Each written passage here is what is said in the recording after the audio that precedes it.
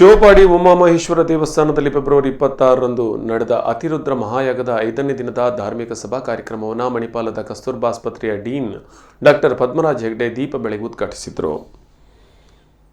ಈ ಸಂದರ್ಭದಲ್ಲಿ ಮಾತನಾಡಿದ ಅವರು, ಅತಿರುದ್ರ ಮಹಾಯಾಗವು ಊರಿನ ಎಲ್ಲರಿಗೂ ಆಯಸ್ಸು ಆರೋಗ್ಯ ನೀಡಲಿ ಎಂದು ಶುಭ ಹಾರೈಸಿದರು.